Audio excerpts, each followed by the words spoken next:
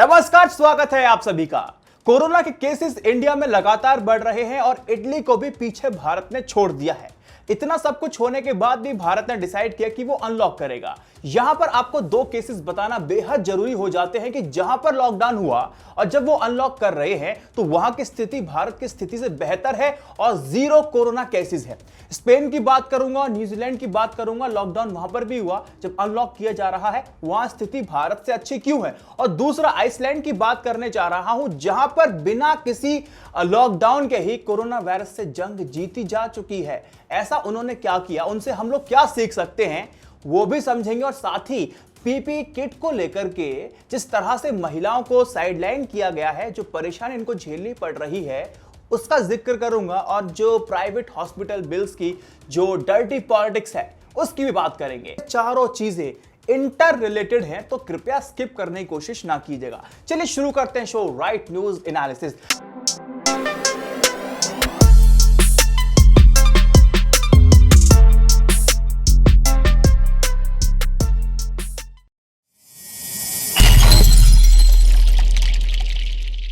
भारत के अंदर corona cases बहुत ज्यादा बढ़ चुके हैं। हमने इटली को पीछे छोड़ दिया है। सरकार ने लॉकडाउन इसीलिए किया था ताकि कोरोना वायरस के केसेस को कम किया जा सके। सवाल यही है कि लॉकडाउन आपने किया, हर चीज को आपने बंद कर दिया, लेकिन फिर भी सफलता आपके हाथ क्यों नहीं लगी। अगर आप इस ग्राफ को देखेंगे, साफ दिखाई देगा कि लॉकडाउन के वक्त कितने केसेस थे और लॉकडाउन के दौरान कितने केसेस हैं, और जब अनलॉक किया जा रहा है तो कितने केसेस हैं। तो सवाल यहां पर यह बन जाता है कि मोदी जी ने ऐसे समय पर, जबकि WHO ने साफ तौर पे कहा था कि जून के मिड में जो कोरोना वायरस का एक विकराल रूप आपको देखने को मिलेगा, क्या इससे फैसला सही था मोदी जी का अनलॉक करने का? यह अपने आप में बहुत बड़ा सवाल बन जाता है। या फिर मैं यूं कहूं कि मोदी जी ने पूरा बंदोबस्त कर लिया है खतरों के खिलाड़ी का टाइटल जीतने का।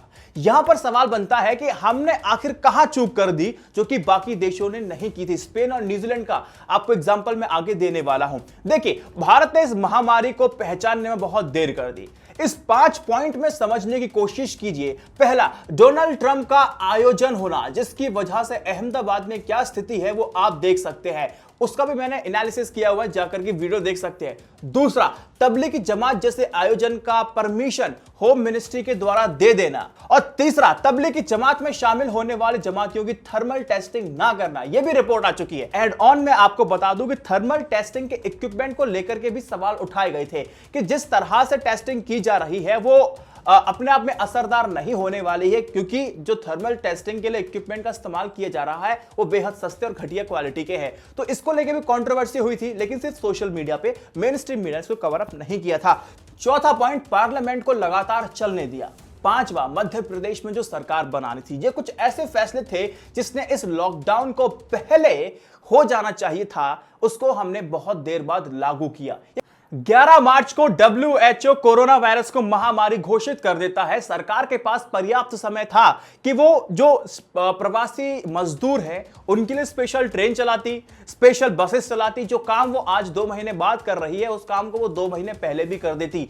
यहां पर ICMR ने भी कहा था, ICMR ने साफ कहा था कि अभी तक तो कम्युनिटी स्प्रेड नहीं हुआ है। शुरुआती दौर की रिपोर्ट बता रहा हूं मैं। आज तो ICMR की क्रेडिबिलिटी पे भी सवाल खड़े होना शुरू हो चुके हैं।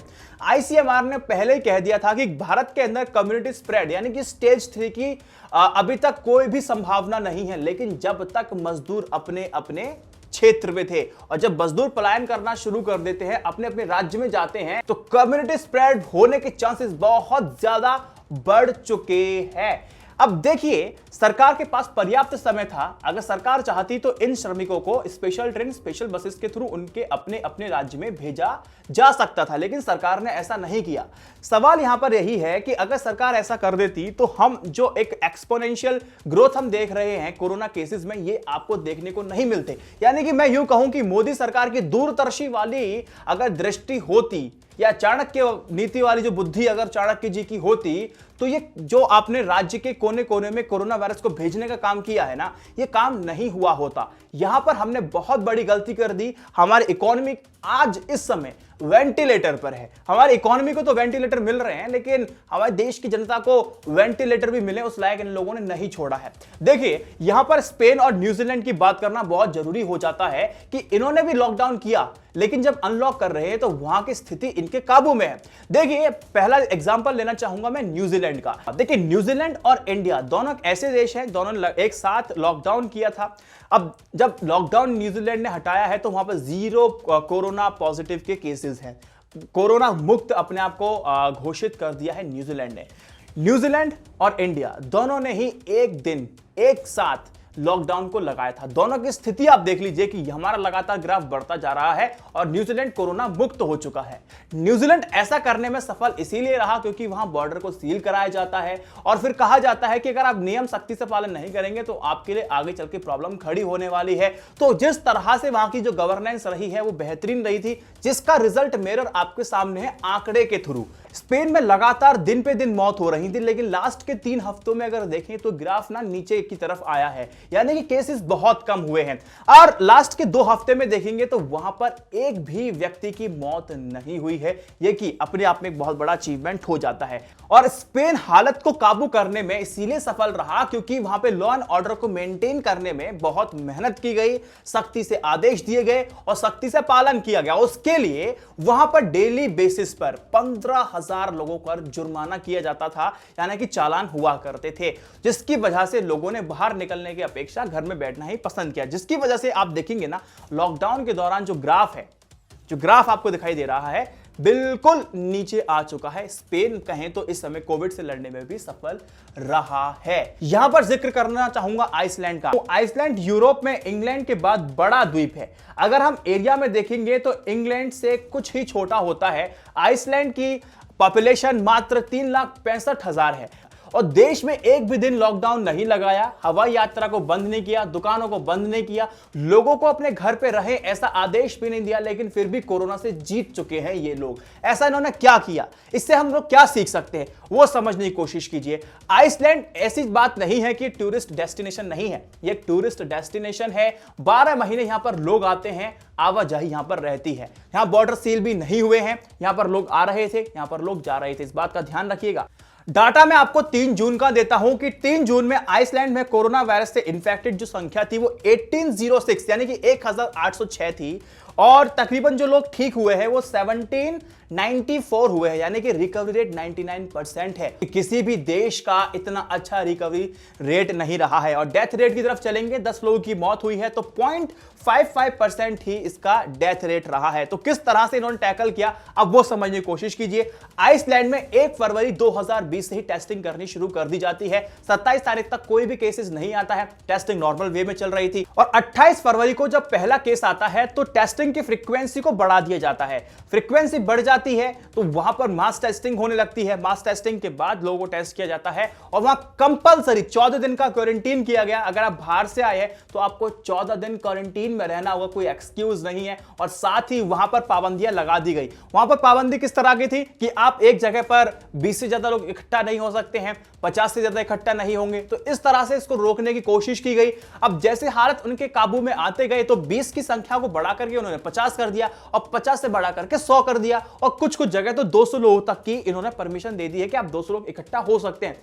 और सबसे अच्छी बात यह थी कि वहां पर साफ तौर पर आदेश दे दिए गए थे कि आपके अंदर भले ही कोरोना के लक्षण हो या ना हो, आप सरकारी वेबसाइट पर जाइए, अपने आप को रजिस्टर कीजिए, आपका टेस्ट हो जाएगा। तो ये सारी सुविधाएं दी गई। आइसलैंड ने सफलता क्यों प्राप्त की, अगर इसको मैं आपको सिंपल बताऊं तो वहां मैंडेटरी क्वारंटीन करना, जो हाई रिस्क वाले जोन थे उनको जल्दी आइडेंटिफाई करके वहां पे पॉलिसीज को इंप्लीमेंट कर देना, लोगों को एक जगह इकट्ठा ज्यादा नहीं होने देना, सोशल डिस्टेंसिंग का लगातार पालन करवाना, ये कुछ वजह रही जो आइसलैंड ने अपने आप को कोरोना से मुक्त बना लिया है, बिना लॉकडाउन लगाए, बिना अपनी अर्थव्यवस्था को चौपट किए।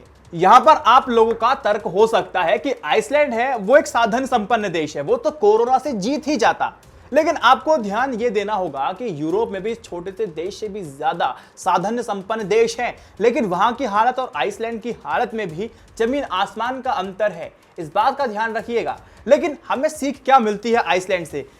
एजुकेशन और हेल्थ केयर को निजी पूंजी की चपेट से बाहर रखा गया है और वही महामारी रोकने में सफल रहा है। और भारत के अंदर प्राइवेट हॉस्पिटल्स की जिम्मेदारी क्या होनी चाहिए थी और वो निभा कैसे रहा है और वो कर कैसे रहा है, इसका एग्जाम्पल मैं आपको इन दो स्क्रीन पर दिखाई देने वाले बिल के साथ करना चाहूंगा।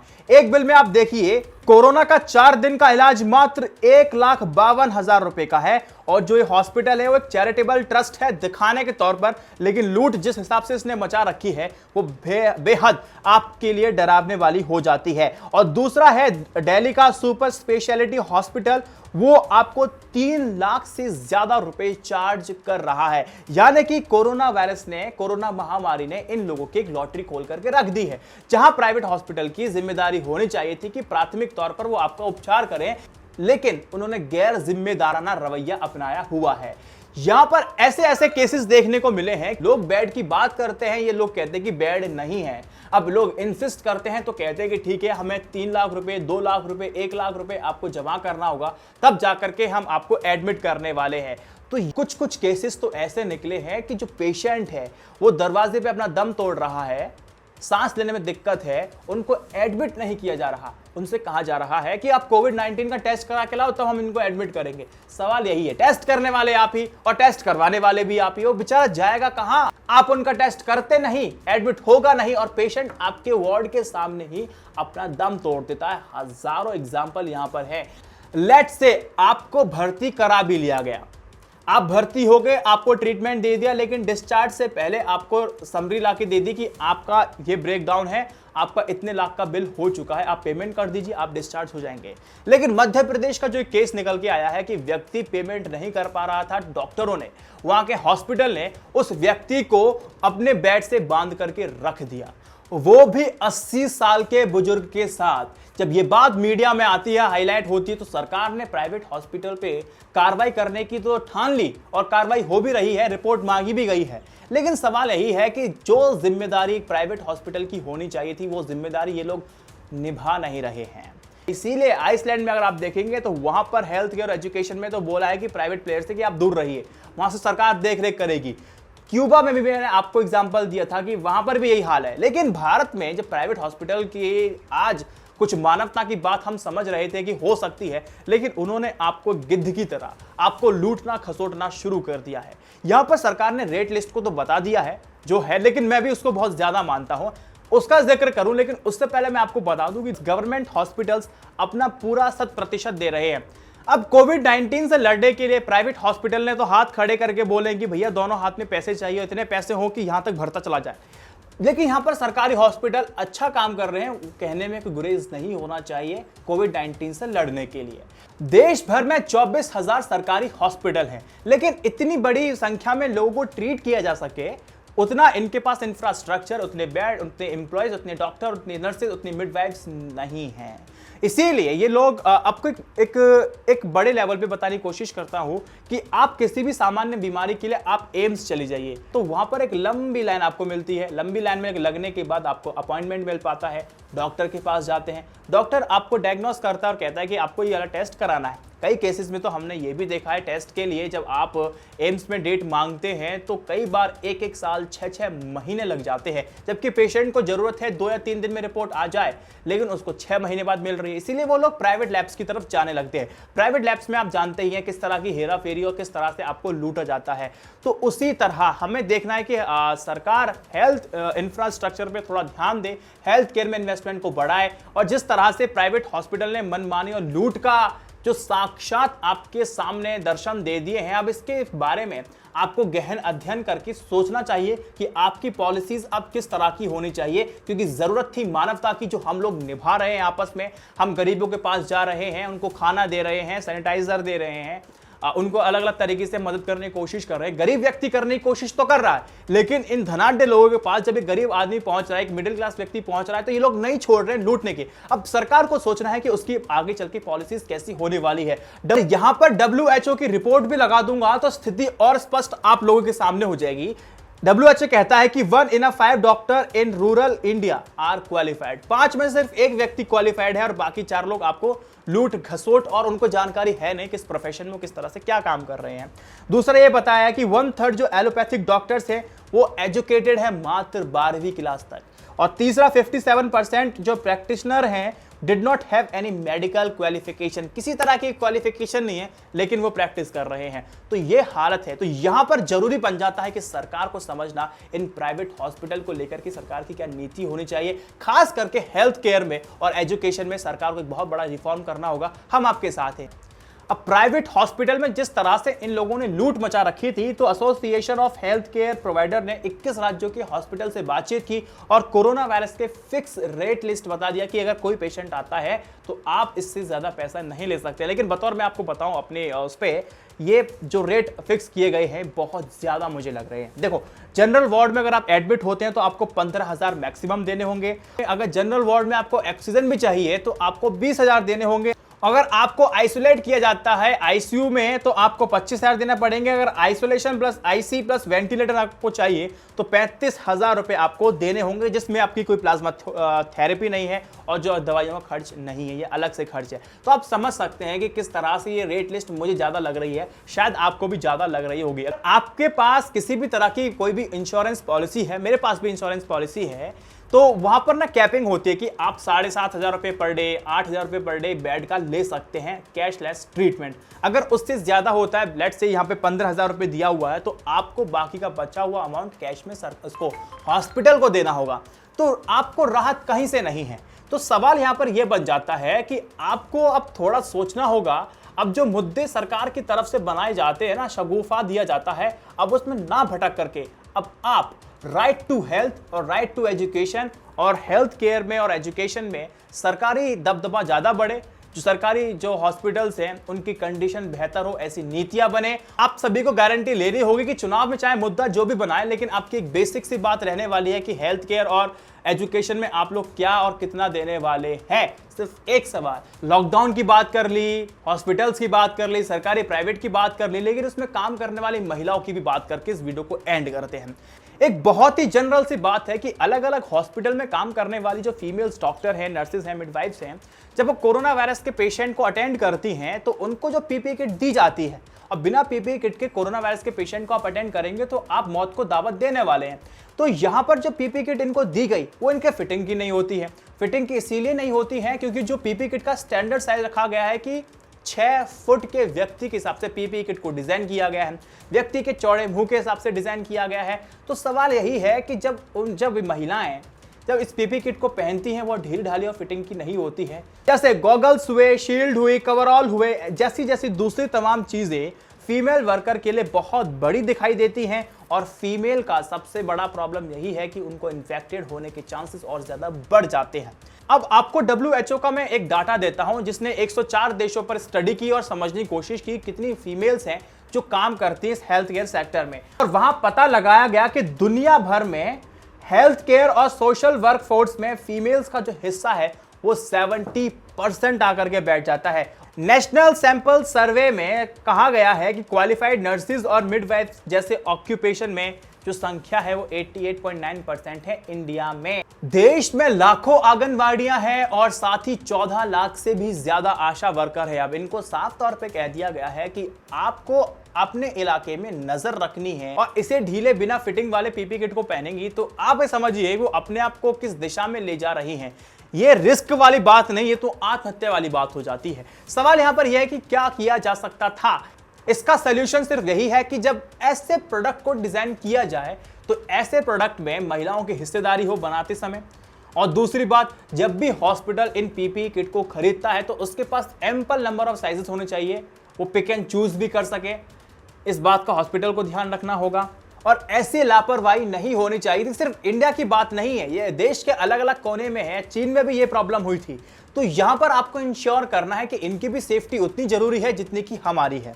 दुनिया भर में जितने भी हेल्थ केयर है, सोशल वर्कर हैं, ये फ्रंट लाइन पे आके काम कर रहे हैं, तो इनका रिस्क ज्यादा हो जाता है कोरोना वायरस पॉजिटिव होने का, इन्फेक्टेड होने का। आपको दोस्तों वीडियो कैसा लगा मुझे बताएगा जरूर। इस वीडियो को शेयर कीजिएगा। i9 न्यूज इंडिया की जर्नलिज्म को सपोर्ट करने के लिए इंस्टा मोजो, यूट्यूब मेंबरशिप और पेट्रियन मेंबरशिप लेकर के चैनल को सपोर्ट कर सकते हैं और आप मेरे से जुड़ सकते हैं।